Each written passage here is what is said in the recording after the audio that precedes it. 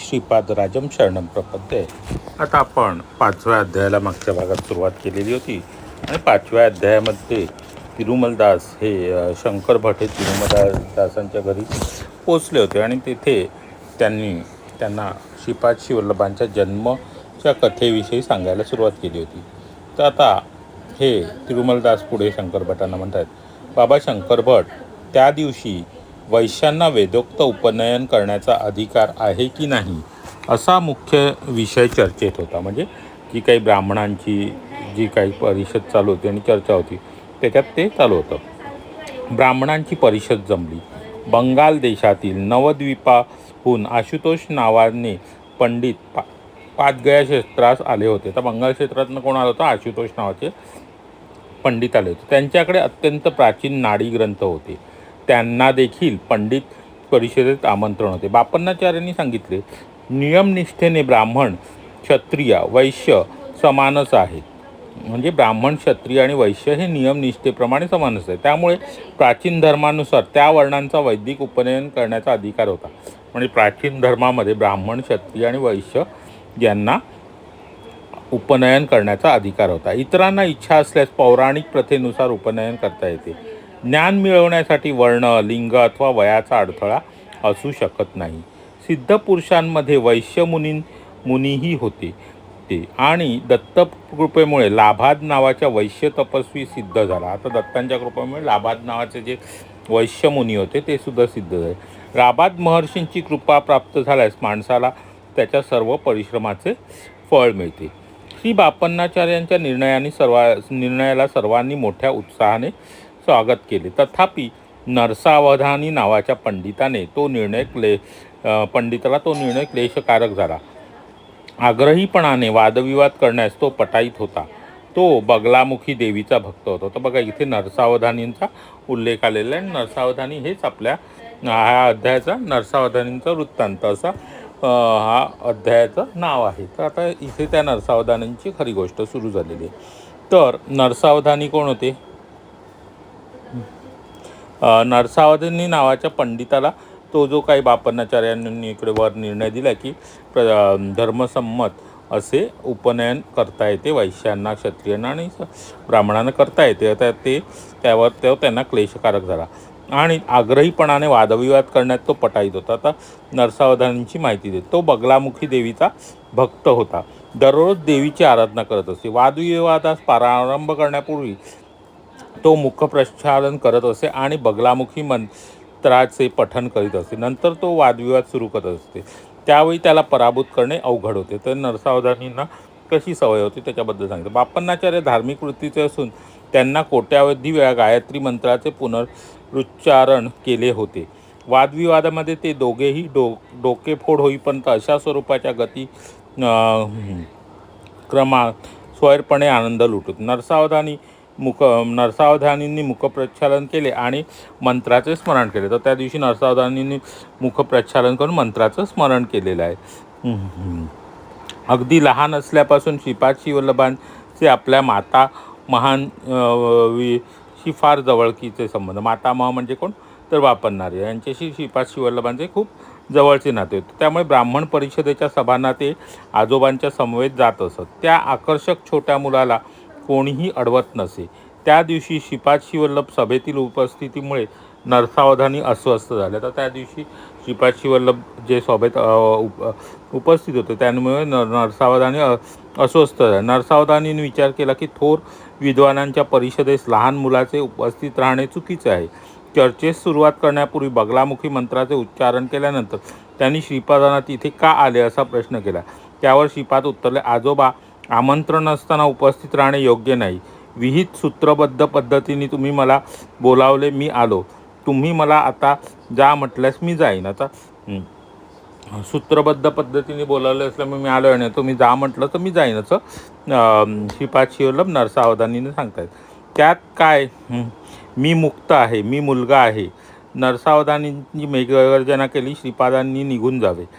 श्री राजशर्मा आपल्या पुत्रास दूर घेऊन गेले। चर्चेस सुरुवात करण्याची इच्छा असणारे नरसावधानी बोलू शकले नाही। तर नरसावधानीने श्रीपाद श्रीवल्लभांना त्यावेळेला निघून जाण्यास सांगितले आणि चर्चेत इच्छा असणार बोलू शकले नाहीत। खूप प्रयत्न करूनही त्यांच्या मुखातून एकही शब्द आला नाही. जेव्हा नरसावधानींनी त्यांना जाण्यास सांगितलं तेव्हा त्याच्यानंतर श्रीपाद श्रीवल्लभांना राज शर्मा तिकडनं घेऊन निघून गेले आणि परंतु नरसावधानींना काही बोलता आले नाही. न्याहाळणारा आशुतोष आनंदाने हसला. सभेमध्ये बापन्नाचार्यांच्या निर्णयाचे पालन करण्यात आले. वैश्यांना उपनयनाचा अधिकार देण्यात आला. या सभेमध्ये वैश्यांना उपनयनाचा अधिकार देण्यात आला होता. आशुतोषकडे उपलब्ध असलेल्या नाडीग्रंथाच्या संदर्भात निर्णय झाला. सांद्र सिंधू वेदांत दिलेल्या गणितातील समीकरणानुसार श्रीपाद श्रीवल्लभांची जन्ममेळ वजावयास हवी असे नाडी ग्रंथात सुचविले होते. गणेश चतुर्थीच्या प्रातःसमयी चित्रा नक्षत्रात सिंह लग्नी तुळ राशीत श्रीपादांचा जन्म झाला असे निश्चित करण्यात आले. आता श्रीपादांची जन्मवेळ आशुतोषच्या त्या नाडी ग्रंथाप्रमाणे निश्चित करण्यात आली. ती जन्मवेळ कोणती? तर गणेश चतुर्थीच्या प्रातःसमयी चित्रा नक्षत्रात सिंह लग्नी तुळ राशीत श्रीपादांचा जन्म झाला हे निश्चित करण्यात आलं. तर श्रीपादांचा जन्म कधी झालेले ते लक्षात ठेवा. गणेश चतुर्थीच्या दिवशी चित्रा नक्षत्रात सिंह लग्नी तुळ राशीत श्रीपादांचा जन्म झालेला आहे असं निश्चित करण्यात आले. श्रीपाद श्रीवल्लभ हे सुयोग्य नाव धारण केलेल्या श्रीपाद वल्लभांची पद्मकमले शुभचिन्हांनी युक्त होती व श्रीपाद हे दत्तात्रयांचे अवतार आहेत असा उल्लेख केलेला होता. पुढे असेही नोंदवलेले होते की त्यांची पत्रिका कोणालाही दिली जाऊ नये. काही कालावधीनंतर जैन धर्माच्या त्रिपुरा येथील अक्षय कुमार यांच्याद्वारे पिटिकापूर क्षेत्री दिव्य लीलेचा एक भाग म्हणून ती पोहोचेल असे सर्व दिव्य संकल्पाने घडेल. तर ते आता काय सांगितलं गेलेलं आहे तर श्रीपाद श्रीवल्लभांची पत्रिका ही कोणालाही दिली जाऊ नये आणि श्रीपाद श्रीवल्लभांची पद्मकमळ म्हणजे पाय हे शुभचिन्हांनी युक्त होते असंही इथे सांगितलेलं आहे. आणि श्रीपाद श्रीवल्लभ हा दत्तांचा अवतार आहे असंही हा सगळा उल्लेख श्रीपाद श्रीवल्लभांच्या त्या आशुतोषकडे असलेल्या नाडी ग्रंथामध्ये होता. आणि जैन धर्माच्या त्रिपुरा येथील अक्षय कुमार म्हणून जैन धर्माचे त्रिपुरा येथे असलेले त्यांच्याद्वारे पिटिकापूर क्षेत्री त्या श्रीपाद श्रीवल्लभांची जन्मपत्रिका ही लीलेद्वारे पोचणार आहे. आशुतोष श्रीपाद श्रीवल्लभांच्या घरी त्यांचे दर्शन घ्यावयास गेला. श्रीपाद श्रीवल्लभ म्हणाले, आज चित्रा नक्षत्र आहे. माझ्या जन्म नक्षत्राला कोणी आराधना केल्यास मला संतोष होते. तू शुद्ध भक्तीने आलास म्हणून मी तुला आशीर्वाद देत आहे. तुला जे हवंय ते माग.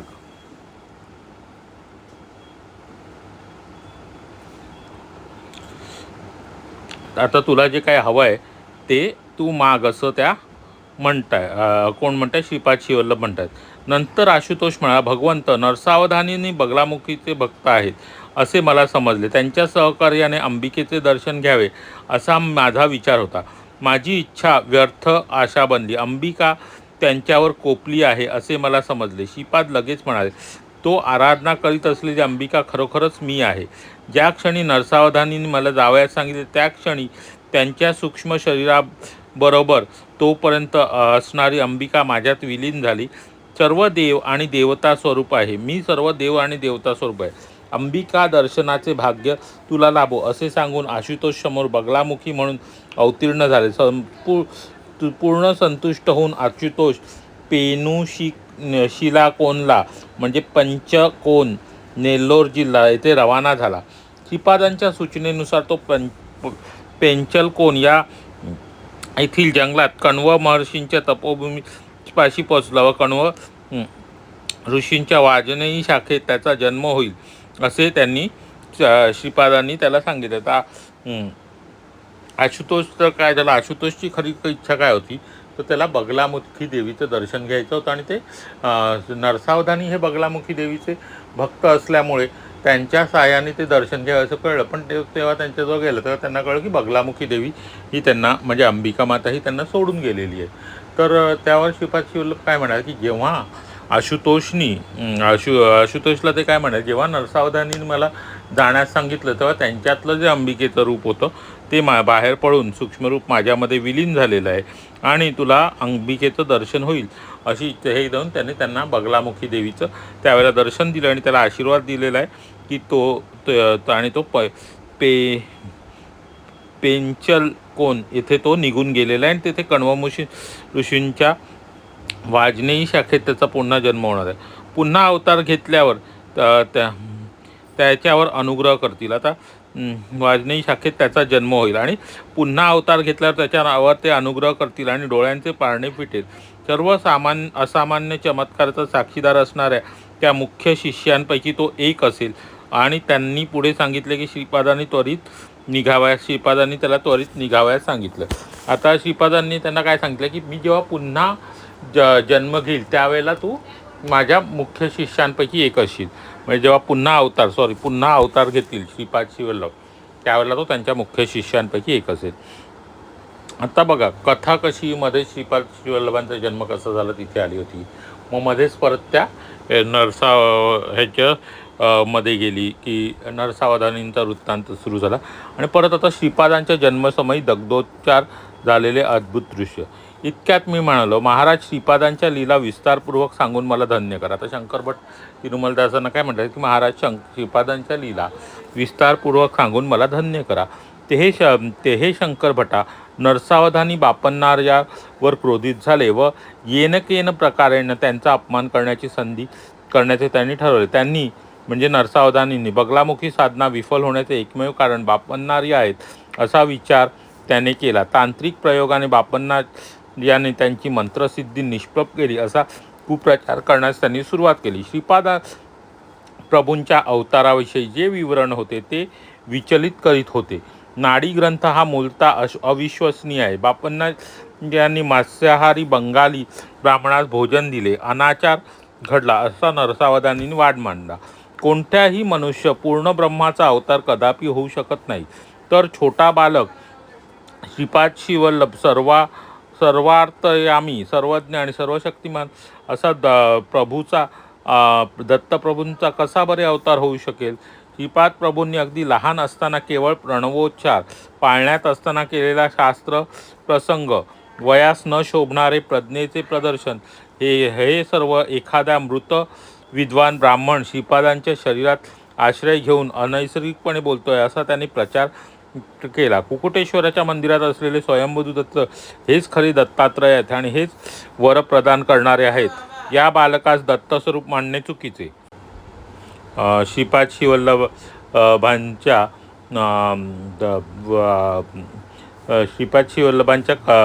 अवताराविषयी काहीतरी सविस्तर माहिती सांगावी असं विस्तारपूर्वक सांगावं अशी विनंती शंकर भटांनी तिरुमलदासांनी केले. आणि तिरुमलदास सांगतात की नरसावधानी हे त्या घटनेनंतर बापन्नाचार्यांवर क्रोधित झालेले होते आणि त्यांचे अपमान करण्याची एकही संधी विफळ करत नव्हते आणि स्वतःची जी बगलामुखी देवीची जी तांत्रिक साधना विफल झाली त्याच्यासाठी ते बापन्नाचार्यांना दोष देऊ लागले होते. आणि तसेच त्यांनी बापन्नाचार्यांनी आणि श्रीपाद श्रीवल्लभ हेच दत्तांचा अवतार आहे हे जे आशुतोषने सांगितले हे त्यांना अस्वस्थ करीत होते. आणि त्यामुळे त्यांनी अपप्रचार करायला काय सुरुवात केली की बापन्नाचार्यांनी एका मांस मच्छी खाणाऱ्या बंगाली ब्राह्मणाला भोजन दिलेलं आहे आणि त्यांचा हातून अनाचार गेला आणि सर्व शक्तिमान असं दत्ताप्रभूंचा अवतार एक छोटंसं बालक कसं असू शकेल. त्यांनी जो लहानपणी प्रणवोच्चार केलेला आहे आणि त्यांनी जो वादविवाद घातला ते फक्त त्याला एका ब्राह्मण भूताने झपाटल्यामुळे केलेलं आहे असं त्यांनी अपप्रचार करण्यास सुरुवात केली. आणि त्यामुळे खऱ्या दत्त हे कुकुटेश्वराच्या मंदिरातच असलेले स्वयंभू दत्त तेच दत्तात्रय आहे असं सुद्धा त्यांनी सांगण्यास सुरुवात केली. आणि बालकास दत्तप्रभू मानणे चुकीचे आहे असं सुद्धा नरसावधानी सांगायला लागले. श्रीपादांच्या जन्मानंतर सतत 18 दिवसापर्यंत त्यांच्या जागेवर ज्या जागेवर त्यांना निजवत असत त्या जागी 3 फण्यांचा नाग आपला फणा उभारून बाळावर छाया करीत असे. श्रीपाद मातेच्या गर्भातून ज्योतिष स्वरूपाने अवतरले होते. जन्म होता क्षणीच महाराणी सुमती मूर्छित झाल्या. प्रसूतिगृहातून मंगलवाद्यांचा ध्वनी येऊ लागला. थोड्या वेळात आकाशवाणी झाली व सर्वांना बाहेर जाण्याचा आदेश झाला. श्रीपादांच्या सानिध्यात 4 वेद, 18 पुराणे आणि महापुरुष ज्योतिरूपाने प्रकट झाले आणि पवित्र वेदमंत्राचा घोष बाहेर सर्वांना ऐकू येऊ लागला. थोड्या वेळाने सर्वत्र शांतता पसरली. ह्या अद्भुत घटना बापन्नार सुद्धा अगम्य आणि आश्चर्यकारक वाटल्या. आता परत श्रीपाद श्रीवल्लभांचा जन्म झाला. तो कसा झाला तर श्रीपाद श्रीवल्लभांच्या जन्मानंतर 18 दिवसापर्यंत त्या जागेवर त्यांना निजवत. त्या ठिकाणी 3 फण्यांचा नाग असा नेहमी 3 फण्यांचा नाग नेहमी फणा उभारून बाळावर छाया करीत असते. श्रीपादांचा जन्म हा मातेच्या गर्भातून ज्योतिर्रूपाने अवतरले. तर श्रीपादांचा जन्म झाला त्या मातेच्या गर्भातून ते ज्योतिर्रूपाने अवतरले आणि जन्म होता क्षणीच काय झालं, सुमती माता या मूर्छित पडल्या आणि प्रसूतिगृहातून मंगलवाद्यांचा आवाज येऊ लागला. थोड्या वेळाने काय झालं, आकाशवाणी झाली आणि सगळ्यांना बाहेर जाण्यास सांगितले. त्यानंतर तेथे 4 वेद, 18 पुराणे, महापुरुष ज्योतिष रूपाने प्रगट झाले व पवित्र वेदमंत्रांचा असा घोष तिथे सुरू झाला. म्हणजे श्रीपादांचा जन्म झाला त्यावेळेला काय काय घटना घडल्या त्या आता इथे सांगितलेल्या आहे. आणि थोड्या वेळाने सर्वत्र शांतता पसरली आणि ह्या सगळ्या घटना बापन्नाचार्य आणि सुद्धा अगम्य आणि आश्चर्यकारक वाटल्या होत्या. आता ही झाली श्रीपादांचा जन्म कसा झाला. तर श्रीपाद आता 1 वर्षाचे झाले होते. तर बघा आता पुढची कथा आहे. श्रीपाद आता 1 वर्षाचे झाले होते. ते काही महिन्याचे असतानाच त्यांचे आजोबा बापन्नाऱ्यांबरोबर पंडित परिषदेत जात असत. काही महिन्यांचे बालक असताना श्रीचरण मुक्तपणे चालत, पवित्र ग्रंथांवर प्रवचन करत आणि अद्भुत चमत्कार करत. आता काही महिन्यांचेच असताना श्रीपाद श्रीवल्लभ काय करायचे, तर ते आपल्या आजोबांबरोबर त्या पंडित परिषदेला जायचे. तिथे चालायचे मुक्तपणे. आता काही महिन्यांचंच बालक असून सुद्धा ते चालायचे आणि ग्रंथावर प्रवचन करत, हा अद्भुत चमत्कार करत. पिठिकापूरमध्ये रहिवासी विचार करत होते की मृत पावलेल्या महापंडित त्या बालकाच्या शरीरात प्रवेश करून ते कार्य करत आहे. ज्या बालकास योग्य ते उपचार न करता बापन्नाचार्य आणि राजशर्मा दोघंही या बालकास चुकीने दत्तावतारी समजत आहेत आणि ती स्वीकारार्ह बाब नाही असा ही विचार ते करत. पिठिकापूर हे पादगया क्षेत्र असून पितृदेवतांचे प्रधान स्थान, विगत आत्म्यांशी संपर्क साधून संभाषण करण्याचे सामर्थ्य असलेले काही तांत्रिक तेथे राहत असत. या अशा पिठिकापूरमध्ये वरील मुद्द्यांना बळकटी मिळाली. आता कसं आहे की श्रीपाद श्रीवल्लभांचं जे 1 वर्षाचं असताना जे काही चमत्कार घडत होते ते पिठिकापूरमधल्या ज्या काही लोकांना काय वाटायचं की हे पिठिकापूरचे रहिवासी काय विचार करायचे की ह्याच्या शरीरामध्ये कोणीतरी मृत पावलेला महापंडित आत्मा या बालिकाच्या शरीरात सगळं शिरून हे सगळं करतोय आणि या बालकास उपचारांची गरज आहे. ते न करता बापन्नाचार्य आणि राजशर्मा दोघंही त्या बालकास दत्तावतारी समजत आहेत. हे चुकीचं आहे. आणि पिठिकापूर हे मुळात काय पादगया क्षेत्र होतं, त्यामुळे तेथे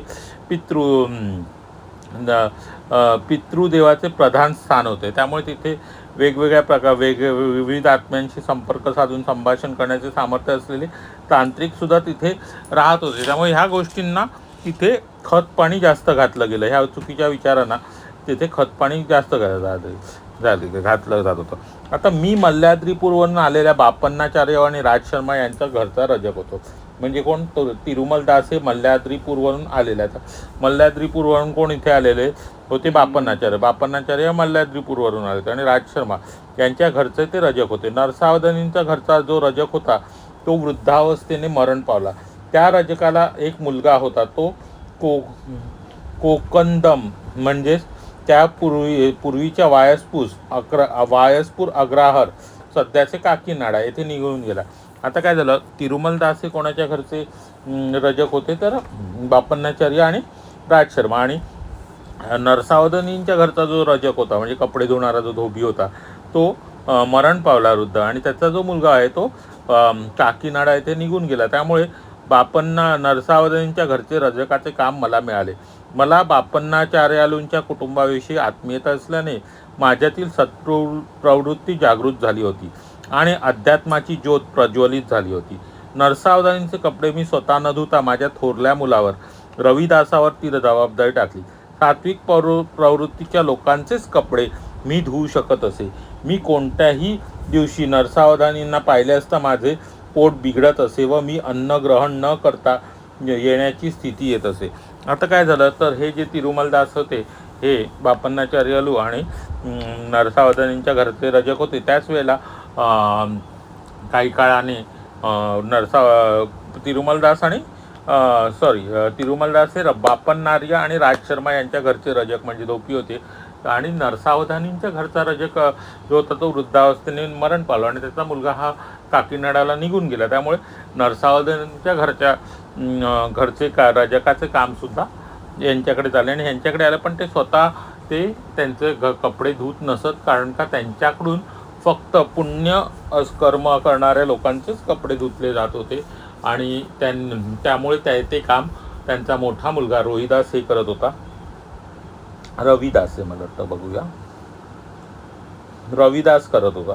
आणि सात्विक प्रवृत्तीच्या लोकांचे कपडे ते फक्त धुवू शकत होते तिरुमलदास. आणि एखाद्या दिवशी जर त्यांनी नरसावधानींचे तोंड जरी पाहिले तरी त्यांचं पोट हे बिघडत असे आणि त्यांच्यावर त्या दिवशी त्यांना अन्नसुद्धा ग्रहण करता येत नव्हतं. आणि केवढा परिणाम होतो. तिरुमलदासांवर श्रीवल्लभांचा दिव्य अनुग्रह. रविदास माझ्या पहिल्या पत्नीचा मोठा मुलगा. नरसावधानींचे कपडे मी स्वतः न धुता तो माझा मुलगा रविदास धुतो, ही वार्ता त्यांच्या कानी गेली. त्यांचे कपडे मी स्वतः धुवावे अशी त्यांची आज्ञा होती. मोठ्यांची आज्ञा शिरसावंद मानून मी ते कपडे स्वतः धुवू लागलो. मी ते कपडे धुत असताना श्रीपादांचे नामस्मरण करीत असे. ते घेऊन रविदास नरसावधानींकडे गेला. नरसावधानींनी ज्यावेळी ते धुतलेले कपडे घातले तेव्हा त्यांच्या अंगावर विंचू, विषारी गोम सरपटत असल्याचे वाटले. तथापि त्यांच्या कुटुंबातील इतर व्यक्तीवर त्याचा कोणताच परिणाम झाला नाही. नरसावधानींचे शरीर अग्नीवर ठेवल्याप्रमाणे पोळू लागले. ते कपडे त्यांना अग्निपोशाखाप्रमाणे वाटत होते. त्यांनी मला बोलावणे पाठवले व ते म्हणाले, कोणत्या तरी क्षुद्र विद्येचा मंत्राचा प्रयोग मी कपड्यांवर केला आहे. त्या निंद्य अपराधाबद्दल मला शासन झाले पाहिजे. त्यांनी माझी न्यायाधीशाकडे तक्रार केली, परंतु न्यायाधीशांनी मला निर्दोष जाहीर केले. बाबा शंकरभटा श्रीपाद श्रीवल्लभांच्या लीला अतर्क्य आहेत. न्यायाधीशाकडून घरी परतल्यावर श्रीपाद प्रभू एका 16 वर्षाच्या टवटवीत युवकाच्या रूपात आमच्या घरी आले. श्रीपादांच्या जन्मसमयापासून ते भक्तांच्या ना त्यांनी ठरवलेल्या वयानुसार दृश्यमान होत असत. श्रीपादांच्या लीलांविषयी प्रत्यक्ष संबंध असलेल्या ते अत्यंत नैसर्गिक वाटते. मी अत्यंत आश्चर्याने म्हणालो, महाराज, आपण उत्तम च्या ब्राह्मण कुलामध्ये जन्मलेले आहात, तेव्हा आमच्या रजकाच्या वस्तीत येणे काही योग्य नाही. तेव्हा प्रभू म्हणाले, नरसावधानी कोण आहेत हे तुला वाटते? रजकाच्या गाठोड्याशी तुलना होऊ शकेल असे पापाचे ओझे डोक्यावर वाहणारा तो एक रजक आहे. आणि उलट पक्षी तू रजक असून ब्रह्मज्ञानाचा ध्यास लागला आहे, त्यामुळे तू श्रेष्ठ ब्राह्मण आहेस. म्हणून इथे येणे माझ्यासाठी असंयुक्तिक नाही. नंतर मी श्रीपादांच्या चरणांवर नतमस्तक झालो आणि ढसाढसा रडलो. श्रीपाद प्रभूंनी माझ्याकडे अमृतदृष्टीने पाहिले व आपल्या दिव्य हातांनी मला उठविले. नंतर त्यांनी आपले दिव्य हस्त माझ्या शिरावर ठेवले. त्या क्षणी मला पूर्वीचा जन्म आठवला. माझ्यातील योगशक्तींना चालना मिळाली. कुंडलिनी शक्तीसुद्धा जागृत झाल्याचा अनुभव येऊ लागला. श्रीपाद प्रभू हळूहळू पावले टाकीत अंतर्धान पावले. आता बघा, इथे नरसावधानींवर तिरुमलदासांवर श्रीपादांचा दिव्य अनुग्रह कसा झाला तर एकदा नरसावधानींना कळलं की त्यांचा जो मुलगा आहे रविदास, तिरुमलदासांचा मुलगा रविदास हा त्यांचा कपडे धुतोय आणि तिरुमलदास काही त्यांचे कपडे धुत नाही. तेव्हा त्यांनी तिरुमलदासांना काय आज्ञा केली की तुम्ही माझे कपडे धुवायचे. आणि मोठ्यांची आज्ञा शिरसावंद मानून नरसावधानींचे कपडे हे तिरुमलदासांनी धुतलेले आहे. आणि कपडे धुत असताना त्यांनी श्रीपादांचे नामस्मरण करत ते धुतले. आणि जेव्हा रविदास ते कपडे नरसावधानींकडे घेऊन गेला आणि नरसावधानींनी ते कपडे घातले, त्यावेळेला त्यांना काय झालं, त्यांच्या अंगावर विंचू, विषारी गोम सरपटत असल्याचे वाटले. परंतु त्यांच्या कुटुंबातील इतरांना तसला कोणताही प्रकारचा त्रास झाला नाही. नरसावधानींचे अंग हे पोळू लागले. आणि त्यावेळेला काय झालं की त्यांनी आरोप केला की ह्यांनी कोणत्या तरी क्षुद्र विद्येचा तिरुमलदासांनी प्रयोग केलेला आहे मंत्राचा, म्हणून त्यांच्या कपड्यांवर केला आहे आणि तो अपराधाबद्दल त्यांना शासन झालं पाहिजे. म्हणून ते त्यांना न्यायाधीशाकडे घेऊन गेले. पण न्यायाधीशांनी सुद्धा तिरुमलदासांची निर्दोष मुक्त जाहीर केलेलं आहे. आणि ते जेव्हा न्यायाधीशाकडून घरी परतले तेव्हा श्रीपाद श्रीवल्लभ हे त्यांच्या घरी 16 वर्षाच्या बालकाच्या युवकाच्या रूपात आलेले आहे. आणि नरसावधानी तिरुमलदास इथे काय म्हणतात की जेव्हा ते तिरुमलदासांच्या घरी 16 वर्षाच्या बालकात आले की म्हणे तिरुमलदास दास दास सांगतायत शंकरपण ज्यांना श्रीपाद श्रीवल्लभांच्या लीला माहिती होत्या त्यांना एवढं माहिती होतं की श्रीपाद श्रीवल्लभ हे भक्तांनी ठरवलेल्या त्यांच्या इच्छेनुसार ते दृश्यमान व्हायचे. म्हणजे त्यांचं वय कधी 16 वर्षाच्या बालकाप्रमाणे असायचे, कधी लहान बालकाप्रमाणे असं, म्हणजे वयाला काही मर्यादा अशा नव्हत्या. तर त्या प्रकट रूपात प्रकट व्हायचे. आणि जेव्हा ते तिरुमलदासांच्या घरी आले तेव्हा ते म्हणे तुम्ही उच्च ब्राह्मण कुलातले आहेत आणि माझ्यासारख्या रजकाच्या घरी का आलात. त्यावेळेला ते त्याला काय म्हणतात की तू नरसावधानी हा जरी ब्राह्मण असला तरी तो त्याच्या पापाचं गाठोडं वाहणारा एक रजक आहे. आणि तू जरी रजक असलास तरी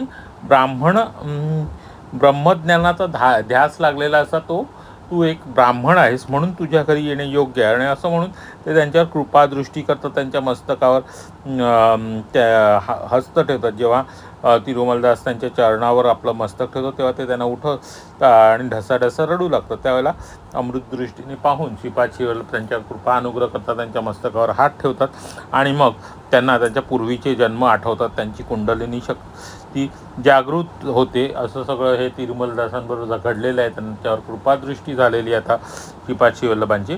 आणि श्रीपाद श्रीवल्लभ त्याच वेळेला अदृश्य झालेले आहेत. नरसावधानींच्या घरी राजगिरा पिकवत असत. नरसावधानी त्यांच्या घरी राजगिरा पिकवत. त्यांच्या घराचा राजगिरा फारच चविष्ट होता, परंतु विनवणी केल्यावरही तो कोणाला भाजी देत नसत. कोणाकडून मोठ्या लाभाची अपेक्षा करत तेव्हाच राजगिरा देत. श्रीपाद प्रभूंनी आपल्या आईजवळ राजगिऱ्याची भाजी करून देण्याचा हट्ट केला. त्यांनी तिला नरसावधानींच्या घरातून भाजी आणावयास सांगितले, परंतु ती गोष्ट अशक्य वाटत होती. त्यावेळेला बापन्नाच्या म्हणाले, श्रीपादात उद्या सकाळी तू नरसावधानींना राजगिरा देण्याची विनंती कर. मी तुला नरसावधानींच्या घरी घेऊन जातो. परंतु जर त्यांनी भाजी देण्यास नकार दिला तर त्या गोष्टीसाठी हट्ट करू नको. श्रीपादांनी ते मान्य केले. दुसऱ्या दिवशी बापन्नार या बालक श्रीपादांना घेऊन नरसावधानींकडे गेले. त्यांच्या घरी जातात बापन्नार या श्रीपादांना म्हणाले, श्रीपादा, मोठ्यांना नमस्कार करून त्यांचे आशीर्वाद घ्यावेत. नरसावधानी त्यावेळी बाहेर ओसरीवर बसले होते. त्यांच्या डोक्यावर लांब शिखा होती. नुकताच न्हावी येऊन नरसावधानीचे कर्तन करत होता. आजोबांच्या खांद्यावर बसलेल्या श्रीपादांनी नरसावधानींकडे बघितले व 2 हात जोडून त्यांना नमस्कार केला. अचानक घडलेल्या या घटनेने नरसावधानी आश्चर्यचकित झाले. श्रीपादांची तीक्ष्ण नजर नरसावधानीच्या वरील शिखेवर पडली व नरसावधानीच्या डोक्यावरील शिखा आपोआप गळून पडली. नरसावधानी गोंधळलेल्या स्थितीत होते व त्यांची शिखा आपोआप कशी काय पडली हे त्यांना समजले नाही. त्यावेळी श्रीपाद म्हणाले, आजोबा, आजोबांनी अत्यंत प्रिय असलेली डोक्यावरची शिखा आपोआप गळून पडली. आता त्यांच्याकडे त्यांना प्रिय असलेली तीही भाजी मागणे योग्य होणार नाही. त्यांना तीव्र दुःख असताना मी त्यांना अधिक दुःखात कशाला टाकू. चला आपण घरी जाऊया. आणि श्रीपादांनी राजगिऱ्याची भाजी पुन्हा कधीही मागितली नाही. श्रीपादांच्या नमस्काराने केलेली युक्ती नरसावधानींच्या लक्षात आली. ते ध्यानात बसले असता त्यांच्या शरीरातून त्यांच्यासारखेच दिसणारे एक तेजोवलय बाहेर पडले. नरसावधानींनी त्या तेजोवलयास विचारले की तो कोण आहे आणि कुठे चालला आहे. त्यावेळी तेजपुंज अशा नरसावधानींसारखे दिसणारे त्या आकृतीने उत्तर दिले, मी तुझ्यात राहणारे पुण्य शरीर आहे. तू आतापर्यंत कितीतरी वेळा वेदपठन केले आहे, स्वयंभू दत्तात्रयाची आराधना केलीस, परंतु श्री दत्तात्रयांनी श्रीपाद श्रीवल्लभ म्हणून अवतार घेतला व तू त्यांचा अपमान केलास. त्या तुझ्या शिखेवर राजगिऱ्याच्या भाजीवर असलेले प्रेम, आसक्तीच्या 1 लाभांश प्रेम तरी तू श्रीपादांविषयी असते तर तुझ्या जन्माचे सार्थक झाले असते. मोहाचा नाश म्हणजे मोक्ष, परंतु मोहपाशांनी स्वतःस बांधून घेऊन मोक्षाची एक दिव्य संधी घालवलीस. तू लवकरच दरिद्री होशील. दारिद्र्याचे हरण करण्यासाठी श्रीपाद प्रभूंनी तुझ्याकडे शाकदान मागितले होते, परंतु त्यांना तू ते दान दिले असतेस तर तुला कुठे गेलं ते आता येणारे दारिद्र्य आले नसते. एवढेच नाही तर उत्तम ऐश्वर प्राप्त झाले असते. तू स्वतः आपल्या हाताने ही संधी दवडलीस. श्रीपाद प्रभू करुणेचे सागर आहेत. या सध्याच्या अवतारामध्ये ते गुप्त होणार आहेत आणि दुसरा अवतार घेणार आहेत. त्यावेळी तू एक दरिद्री ब्राह्मणाच्या रूपात जन्म घेशील. त्या जन्मात सुद्धा तुझ्या घरी राजगिऱ्याची भाजी पिकवशील. त्यावेळी योग्य समय पाहून मी तुझ्या शरीरात प्रवेश करीन. त्यावेळी श्रीपाद प्रभू तुझ्या घरी भिक्षेसाठी येतील. तू प्रेमाने शिजवलेली वाढलेली राजगिऱ्याची भाजी ग्रहण करून तुला ऐश्वर प्रदान करतील. तथापि सध्या मात्र तुझे शरीर मी सोडून जात आहे. श्रीपाद प्रभूंनी केलेला नमस्कार तुला नव्हता, तर त्यांनी मला पुण्यशरीराला तुला सोडून त्यांच्या स्वरूपात विलीन होण्याची आज्ञा केली होती. श्रीपादांनी तुला नमस्कार केल्यामुळे तुझ्यामध्ये माझ्या रूपात असलेले पुण्य तू गमावलेस. तुझ्या केवळ पाप पुरुषच उरला आहे असे बोलून तो पुण्यपुरुष श्रीपादांमध्ये विलीन झाला. आता बघा कशी घटना आहे. श्रीपादांनी ते राजगिऱ्याच्या भाजीचं दान का मागितलं, तर ते राजगिऱ्यामुळे पुढे नरसावधानींना जे हे येणार होतं, दारिद्र्य होणार होतं, ते दारिद्र्य दूर करण्यासाठी त्यांनी श्रीपादांकडे श्रीपाद श्रीवल्लभांनी नरसावधानींकडे राजगिऱ्याचा भाजी मागायची. पण नरसावधानींना राजगिऱ्याविषयी आणि कशाविषयी, त्या राजगिऱ्याच्या विषयी आणि त्यांच्या शेंडीविषयी अतिशय मोह होता. ते मोहपाशात इतके अडकले होते की त्यांना मुक्तीची संधी आलेली होती आणि श्रीपाद श्रीवल्लभ त्यांच्यावर कृपा करणार होते. पण त्यांनी त्या गोष्टीकडे लक्ष दिले नाही, दुर्लक्ष केले. त्यामुळे त्यांना तो मोक्ष प्राप्त होणार नव्हता आणि त्यांना दारिद्र्य येणार होतं. आणि श्रीपादांनी जो नमस्कार केला होता तो त्यांच्या शरीरात जे पुण्य शरीर पुरुष होतं त्या पुरुषाला नमस्कार करा. आणि ते पुण्य शरीर त्यावेळेला त्यांचं शरीर नरसावधानींचं शरीर सोडून ते श्रीपादांच्या शरीरामध्ये विलीन झालं. आणि त्यामुळे त्याच्यानंतर नरसावधानींना दारिद्र्य येणार होतं. आणि जेव्हा नरसावधानी पुढच्या जन्मात ब्राह्मण म्हणून अवतार घेतील, त्यावेळेला ब्राह्मण म्हणून जन्मास घेतील त्यांच्या पुढच्या जन्मात, त्यावेळेला श्रीपाद श्रीवल्लभसुद्धा दुसरा अवतार घेतील. आणि त्यावेळेला ते नरसावधानींच्या घरी जाऊन राजगिऱ्याचे भोजन स्वीकारतील आणि त्यांचं दारिद्र्य दूर करतील. आणि त्याच वेळेस त्यांचं जे आता त्यांना सोडून चाललेलं जे पुण्य शरीर आहे ते पुन्हा त्यांच्या शरीरात प्रवेश करणार आहे असं इथे सांगितलेलं आहे. त्या समयानंतर पुढे नरसावधानींची प्रकृती क्षीण होत गेली. जेव्हा त्यांचं पुण्य शरीर आता सोडून गेलेलं आहे त्यावेळेला नरसावधानींची प्रकृती क्षीण होत गेली. लोक त्यांच्या शब्दावर ता अनादर करू लागले. त्यांच्या चेहऱ्यावर विलासणारे तेज लोप पावले. पिटिकापुरात विषुचिका म्हणजे कॉलराची साथ पसरली. त्यात अनेक ग्रामवासी त्या रोगास बळी पडत होते. दूषित पाण्यामुळे जंतू वाढत असून ही साथ पसरण्यास कारणीभूत आहेत असा निष्कर्ष गावातील वैद्यांनी काढला. भयभीत झालेल्या ग्रामवासियांनी महामारीच्या रोगावर शास्त्रात सांगितलेल्या रीतीने निर्मूलन पद्धती करावे आणि लोकांचे भले करावे अशी प्रार्थना बापन्नाचार्यांना केली. त्यांनी बापन्नाचार्यांना योग्य ती पावले त्वरित उचलण्याची विनंती केली. बापन्नाचार्यांनी आपल्या अंतर्दृष्टीने जाणले की ही महामारी जलदोषाने नसून वायुमंडळ प्रदूषित झाले आहे. वायुमंडळ प्रदूषित झाल्याने झाली आहे. वैद्यांनी त्यांचे खंडन करून बापन्नाचार्यांचा विचार वैद्यकशास्त्राच्या विरुद्ध असल्याचे स्वीकारार्ह नाही अशी भूमिका घेतली. ग्रामदेवतेला प्रसन्न करण्यासाठी अनेक प्रकारचे पूजा केल्या जात होत्या. तांत्रिक पशुबळीवर विश्वास ठेवत होते. त्यांचे असे म्हणणे होते की पशुबळी दिल्याने जीवशक्ती जबरदस्तीने बाहेर पडते. कोणाचं? बापन्नाचार्यांचं म्हणणं. मंत्रोपचाराने ती शक्ती बळी देण्यास व्यक्तीस वश होते. प्राणशक्ती वृद्धिंगत करण्यासाठी योगात अनेक क्रिया आणि सात्विक आराधना उपलब्ध असून ग्रामदेवतेला प्रसन्न करण्यासाठी त्या आराधनांचा अवलंब केला पाहिजे असे बापन्नाचार्यांनी नमूद केले. आता बघा काय झालं, पुढे नरसावधानांची प्रकृती ही खालावू लागली आणि त्याच वेळेला पिटिकापूरमध्ये कॉलराची साथ पसरली. कॉलराची साथ पसरल्यानंतर कॉलराची साथ ही पाणी दूषित झाल्यामुळे पसरली असं सांगण्यात आलं. पण लोकांनी बापन्नाचार्यांना सुद्धा विनंती केली की काहीतरी त्यांनी मार्ग काढावा आणि याच्यातनं कळलं. तेव्हा बापन्नाचार्यांनी काय सांगितलं की हे काही पाणी दूषित झाल्यामुळे नाही झालेले, साथ ही वायुमंडळ दूषित झाल्यामुळे झालेले आहे. आणि बापन्नाचार्यांनी सांगितले, पण तेव्हा त्याचे वैद्यक आणि ते त्या वैद्यांनी त्याचे खंडन केले. ते म्हणाले हे सगळं ह्याच्या विरुद्ध आहे, म्हणजे वैद्यकशास्त्राच्या विरुद्ध आहे असं म्हणाले. ते म्हणजे चुकीचं सांगत आहे असं म्हणाले. पण बापन्नाचार्यांनी त्यावेळेला काय सांगितलं, मंत्रोच्चार आणि शक्तीचे बळ दिल्यास व्यक्तीस वश होते. प्राणशक्तीस वृद्धिंगत करण्यासाठी त्यावेळेला योगक्रिया आणि सात्विक आराधना केली पाहिजे आणि ग्रामदेवताला प्रसन्न करण्यासाठी आराधना अवलंब केला पाहिजे असे बापन्नाचार्यांनी नमूद केले.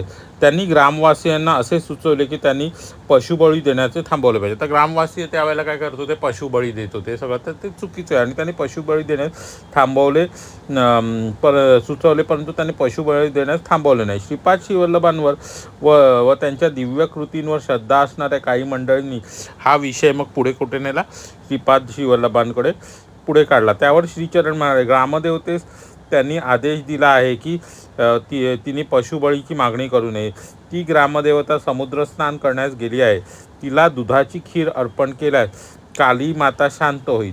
ही वार्ता गावातील सर्व लोकांना कळविण्यात आली. चर्मवाद्याच्या तालावर दवंडी पिटवण्यास सांगितले. दवंडी कोणी पिटायची असे विचारल्यावर ते म्हणाले की विषुचिका म्हणजे कॉलरा रोगाने ग्रस्त असलेल्या व्यंकय्या याने ही दवंडी पिटावी असा माझा निरोप त्यास द्या. श्रीपादांचे निष्ठावान भक्त व्यंकय्याजवळ गेले. तो मरणासन्न अवस्थेत होता. त्याला निरोप देताच तो मूर्छित पडला. एका घटनेनंतर तो शुद्धीवर आला व त्यांनी पूर्णपणे बरा झाला आणि तो पूर्णपणे बरा झाला. ही बातमी हा म्हणता पिठापूरमध्ये तो चर्चेचा विषय झाला. व्यंकटय्याने गावात फिरून चोहीकडे दवंडी पिटवली. बापन्नार्यांनी पाण्याने भरलेले एक मोठे भांडे घेतले, त्याच्या समोर आणून ठेवले आणि अशी आज्ञा केली.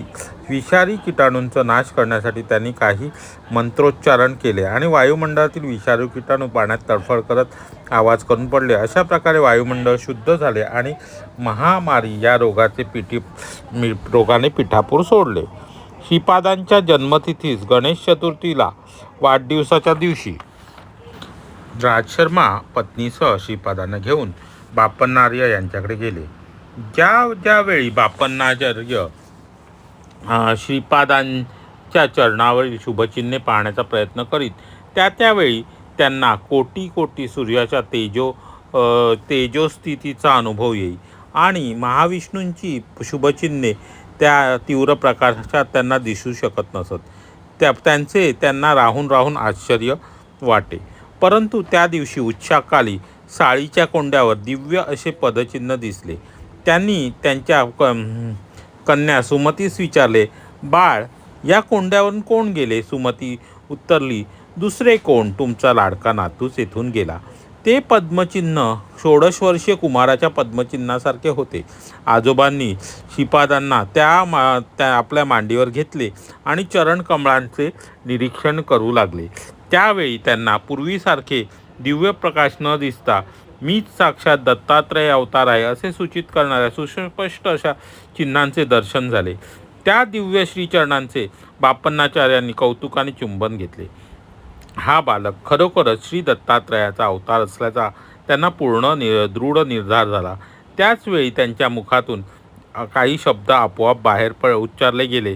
त्याचा निर्दोष छंदाची वा व्याकरणाची अचूकतेची गरज नव्हती. श्रीपादांची शांतपणे आपल्या आजोबांच्या डोळ्यातून पाझरलेले अश्रू पुसले.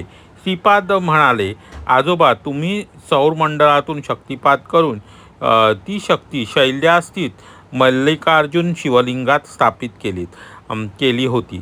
त्याचवेळी सूर्यमंडळातील ती शक्ती गोकर्ण महाबळेश्वरी पादगयास्थित असलेल्या स्वयंभू दत्तात्रयाच्या ठाईसुद्धा आकर्षित झाली. गोकर्ण महाबळेश्वर क्षेत्रास अधिक शक्ती संपन्न करण्याचा माझा संकल्प होता. महाबळेश्वरमधील लोकांवरील अनिष्ट स्पंदनांना परमेश्वराच्या आत्मलिंगात लय करून ते जे माझे आश्रित आहेत त्यांच्यामध्ये शुभ स्पंदनांचे प्रसारण व्हावे हा माझा संकल्प आहे. अशा प्रकारे केवळ दर्शनाने श्री शैल्य मल्लिकार्जुन लिंगाला अधिक शक्तिपूर्ण बनविण्याचा माझा माझा संकल्प आहे. तुम्ही सत्य ऋषी आहात. आईने माझ्या चरणी नमस्कार केल्याने मी अल्पायुषी होणार नाही असे सत्य विधान केले आहे. आपल्या दोघांचेही म्हणणे खोटे होऊ नये म्हणून मी केवळ 16 वर्षापर्यंत तुमच्या घरी राहण्याचे ठरवले आहे. संसार बंधातून मुक्तीची इच्छा असणाऱ्या मुमुक्षूंना मला अनुग्रह द्यायचा आहे. मी चिरंजीव असावे असा तुमचा संकल्प आहे, तो सुद्धा मी पूर्तीस नेईन. श्रीपादशी वल्लभ हे भव्य दिव्य स्वरूप गुप्त करेन. नृसिंह सरस्वती हा अवतार घेतला तरी श्रीपादशी वल्लभ रूप हे नित्य सत्य रूप राहील.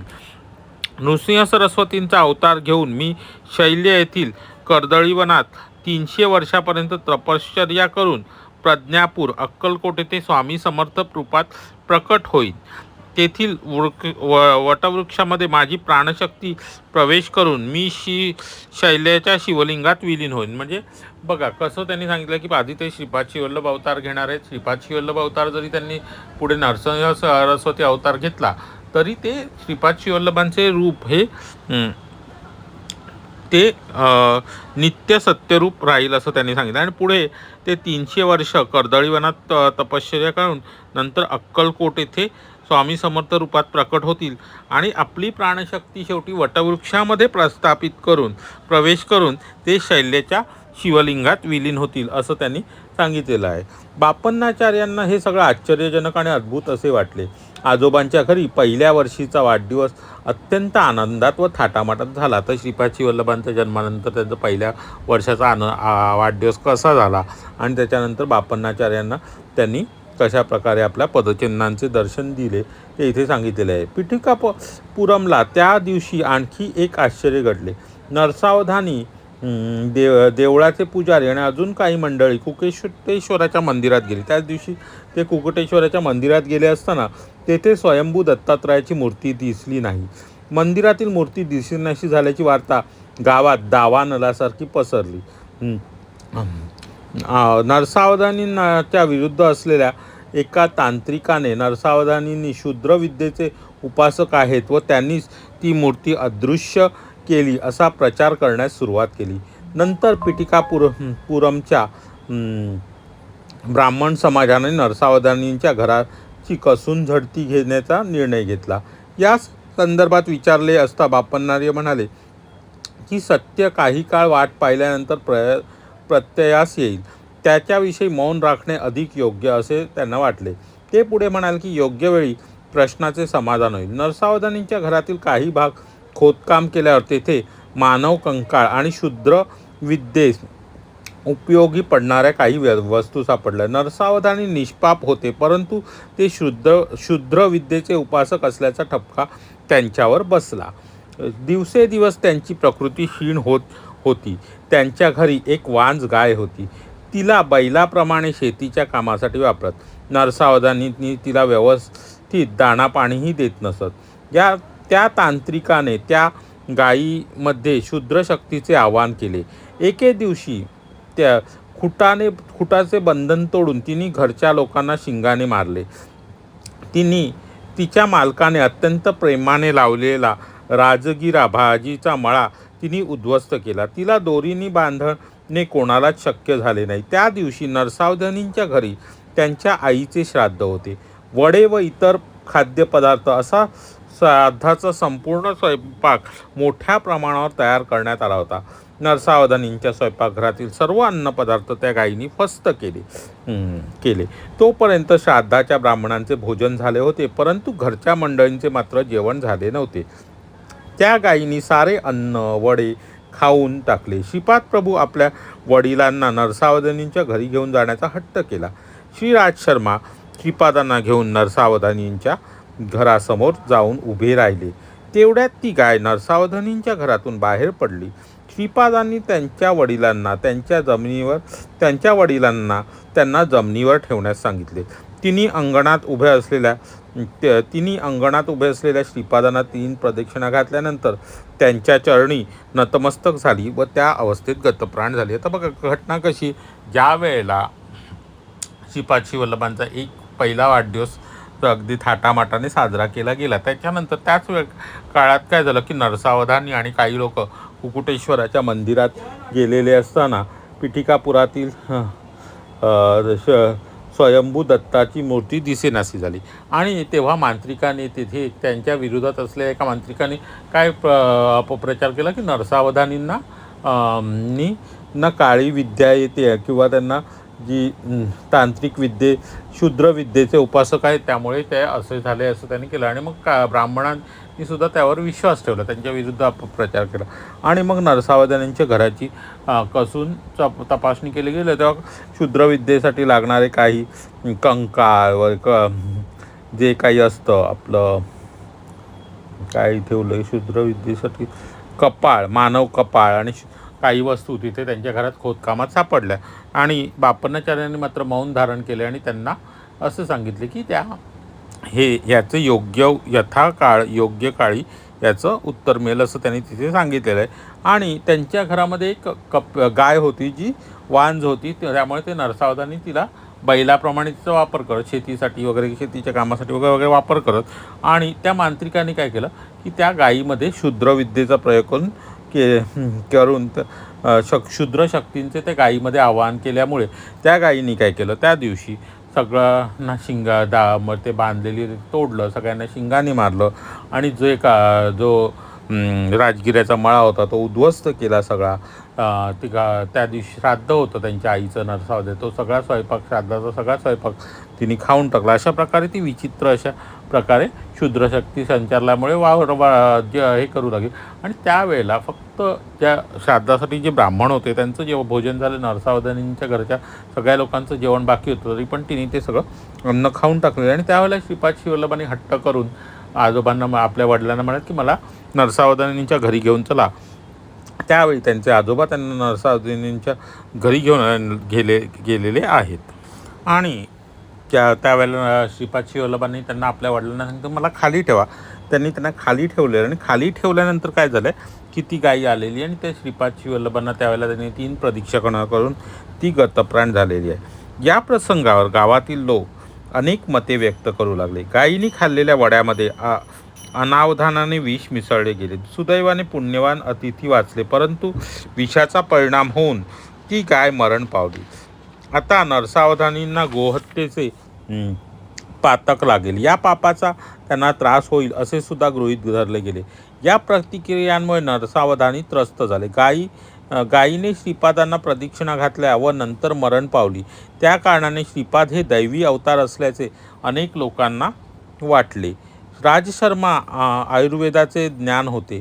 ते नरसावधानींच्या विनंतीनुसार त्यांना औषधोपचार करीत होते. जेव्हा राजशर्मा नरसावधानींच्या घरी जात असत तेव्हा श्रीपाद त्यांच्याबरोबर जात असत. राजशर्मा थोर वैद्य असून सुद्धा परिणाम दिसून येत नव्हता. नरसावधानींची प्रकृती पुढे खालावतच गेली व एके दिवशी त्यांचा देहांत झाला.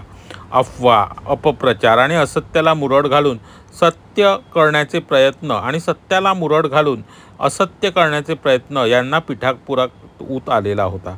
राजशर्माने सदहेतूने औषध दिले, परंतु त्याचा प्रयत्नांना यश आले नाही. शेवटी जन्म आणि मृत्यू दोन्हीही परमेश्वराच्या नियंत्रणाखाली असतात. तांत्रिकाच्या तंत्र प्रयोगामुळे नरसावधानी मरण पावले असे काही लोकांचे म्हणणे होते. शत्रुत्वामुळे राजशर्मांनी नरसावधानींना योग्य उपचार केले नाही. दुसऱ्या वैद्यांनी जर उपचार केला असता तर ते जगले असते असा काहींनी विचार केला. इतर काही जणांचे मत असे होते की श्रीपाद श्रीवल्लभांना दत्तांचा अवतार मानणे असंयुक्तिक आहे. नरसावधानींच्या घरी श्रीपाद वल्लभांची रोज भेट देऊनही ते वारले, त्यामुळे श्रीपाद सर्वसामान्य मूल आहेत अशा प्रकारे काही लोकांनी त्या बाबतीत कल्पना केली. गाय विषामुळे मृत झाली. नरसावधानींना गोहत्येच्या भयानक पापामुळे मृत्युमुखी पडले आणि त्यांच्या घरातून अजून काही प्रेते स्मशानभूमीत जातील असे निर्धाराने सांगण्यात आले. बघा घटना एकच आहे, पण विविध लोकांनी त्याच्याविषयी कशा अफवा पिठापूरमध्ये उठवल्या, आणि पिठापूरमध्ये हा हेच होतं की प्रघातच होता की सत्य आणि असत्य त्याचा अपप्रचार करून सत्याला मुरड घालायची, आणि ते कसं सत्य हे दर्शवायचं, आणि सत्याला मुरड घालून घालून ते असत्य असं आहे दाखवण्याचा जणू पिठापूरमध्ये सगळा ऊत चालू होता. म्हणजे जरी श्रीपाद शिवल्लभ तिथे राहत होते तरी सभोवतालच्या ब्राह्मणांचा आणि त्या सभोवतालच्या लोकांना सत्यावर विश्वास ठेवण्याचं हे नव्हतं, ते नेहमी त्याच्यावर. त्यामुळे ह्या घटनेचा वेगवेगळ्या पद्धतीने वेगवेगळे अर्थ लावले गेले आहेत आणि ते सगळे इथे सांगितले गेले आहेत. गोहत्येचे पापशालन करण्यासाठी काही उपाय केले पाहिजेत असे सुचवण्यात आले. ब्राह्मणांना उदारपणे दान केले पाहिजे. गायीची सोन्याची मूर्ती ब्राह्मणांना दान केली पाहिजे. 40 दिवस वैयक्तिक पातळीवर यज्ञ करावयास हवेत. यज्ञ कालावधीत रोज ब्राह्मणांना विनामूल्य भोजन द्यावे. गोहत्येचे पापक्षालन करण्यास हे उपाय आहेत. वरील सर्व नियोजन करण्यासाठी नरसावधानींची संपूर्ण मालमत्ता विकावी लागली असती. ही बाब नरसावधानींच्या कुटुंबाला भयचकित करणारी घटना होती. आता बघा, ते गोहत्येचं पापशालन करण्यासाठी जे जे काही उपाय सांगते जर करण्याचं ठरलं तर नरसावधानीच्या कुटुंबांना त्याची पूर्ण मालमत्ताच विकावी लागली असती. नरसावधानींचे प्रेत अंतिम संस्कारासाठी स्मशानभूमीस वाहून नेण्यात आले. राज शर्मा, श्रीपाद शिवल्लभ आणि बापन्नाचार्यांनी नरसावधानींच्या कुटुंबियांचे सांत्वन केले. नरसावधानींच्या पत्नींनी त्यांचा हात धरून म्हटले, आता नरसावधानींच्या पत्नींनी त्यावेळेला त्यांचा हात धरून काय म्हटले, अरे बाळा श्रीपादा, चिमूटभर सौभाग्याचे वाण घेण्यासाठी. आता चिमूटभर सौभाग्याचे वाण घेण्यासाठी मी काय करत होते, तर मी दूरपर्यंत हळदी कुंकवास जात होते. तू दत्तात्रय आहेस, तर नरसावधानीने आजोबांना जिवंत करणे तुला शक्य नाही का? अमृतमय हृदय असलेल्या श्रीपाद प्रभूंनी त्या मातेचे अश्रू आपल्या दिव्य हातांनी पुसले आणि मौनात राहिले. म्हणजे श्रीपादांना त्यांनी जेव्हा विनंती केली तेव्हा श्रीपादांनी ते मौनात राहिले, अश्रू पुसून ते मौनात राहिले. राज शर्मा, श्रीपाद शिवल्लभ, बापन्नार्य या अंत्ययात्रेत सहभागी झाले. नरसावधानींचे ज्येष्ठ पुत्राने पित्यास त्या चित्तेस अग्नी देण्यासाठी अग्नी हातात घेतला. श्रीपादांच्या नयनातून अश्रूंचे 2 थेंब जमिनीवर पडले. मेघगर्जनेसारखा आवाजात श्रीपाद म्हणाले, आहा हा, मृत झालेल्या पित्यास अग्नी देणारा पुत्र पाहिला होता, परंतु जिवंत पित्यास अग्नी देणारा पुत्रास पाहिले नाही. त्याच्यात सारे लोक आश्चर्याने, तर सगळ्यांना आश्चर्य वाटले, त्या गोष्टीचं आश्चर्याने पाहू लागले. श्रीपादांनी चित्यावर असलेल्या नरसावधानींच्या भ्रूमध्यामध्ये अंगुष्ठाने हलकेच स्पर्श केला आणि नंतर पुन्हा स्वतःच्या भ्रूमध्यावर स्पर्श केला. नरसावधानींच्या अंगात हळूहळू चैतन्य स्फुरू लागले. नरसावधानींच्या शवयात्रेच्या पाठोपाठ आलेल्या सर्वांबरोबर शुभ मिरवणुकीत घरी गेले. आता ते जिवंत झाल्यामुळे त्यांना मिरवणुकीत घरी नेलं. श्रीपादांच्या अंगुष्ठ स्पर्शाने नरसावधानींच्या कर्मसूत्राचे ज्ञान झाले. त्यांच्या घरातील मृत असलेली वांज गाय ही गतजन्मातील त्यांची माता होती. आता जी वांज गाय होती ती त्यांच्या गतजन्मातील माता होती. तर त्यांच्या मातेच्या श्राद्धाच्या वेळेला त्या गायीचा मृत्यू झालेला आहे, पण ती कोण, त्यांच्या म्हणजे आधीच्या जन्मातली त्यांची माता होती. व त्यांच्या घरी असलेला बैल हा त्याचे पिताश्री होते, आणि त्याच्या घरी जो बैल होता ते कोण होते, त्याचे पिताश्री होते. या दोन्ही गोष्टीचा बोध नरसावधानींना झाला. आता दोघांनी नरसावधानींच्या आजीला म्हणजे वडिलांच्या आईला वृद्धकाळात वाईट वागणूक दिली होती. पुन्हा पुन्हा बघा, हा वृद्धांविषयी केलेल्या वागणुकीचा इथे सतत उल्लेख येतो की वृद्धांना कसं वागवलं पाहिजे. मागच्या भागामध्ये सुद्धा ते आलं होतं. तर आपण आधी हे पूर्ण करूया आणि मग त्याचं विश्लेषण करू. वृद्धापकाळात वाईट वागणूक दिल्याने त्या असे शूद्र जन्म घेतले आणि गुलामाप्रमाणे त्यांच्यासाठी कष्ट केले. मृतसमयी गायीने श्रीपाद प्रभूंना आपले दूध प्यावे अशी विनंती केली होती. पुढच्या जन्मी जेव्हा वांज गाय म्हणून ती जन्माला येईल त्यावेळेला श्रीपाद प्रभू ते दुग्धपान करतील असे श्रीपादांनी त्या गायीस वचन दिले. याचाही स्पष्ट दृष्टांत झाला. सूक्ष्म लोकातील विविध गोष्टींचे आकलन होण्यासही सुरुवात झाली. उदाहरणार्थ, त्या तांत्रिकाने नरसावधानीवर प्रयोग केला होता. त्यांचा मृत्यू लवकरच होणार असून पुढच्या जन्मी तो ब्रह्मराक्षसाच्या यवनीत जन्म घेणार असून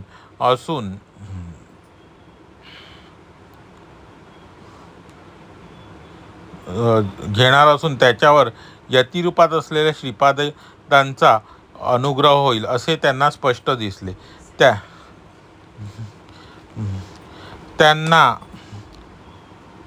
स्वतःच्या पुढील जन्माची माहितीसुद्धा कळली. पुढील जन्मात यतिरूपाने श्रीपाद प्रभू त्यांना उदंड धनसंपदा देऊन त्या कृपा करतील व त्यांच्याकडून राजगिऱ्याची भाजीची भिक्षा स्वीकारून राजगिऱ्याचं पीक काढून टाकून ते सोन्याच्या नाण्यांची भरलेली घागर देणार आहेत असे भविष्य स्पष्टपणे दिसले. श्रीपाद श्रीवल्लभांच्या लीला ह्या अभूतपूर्व आणि अतुलनीय आहेत. श्रीपादांनी नरसावधानी आणि त्याच्या पत्नीस केलेला परोपकारी उपदेश व अनुग्रह कशा प्रकारे झाला हे मी तुला उद्या सांगेन. आता आपण त्यांचे स्मरण करीत भजनात रंगून जाऊया.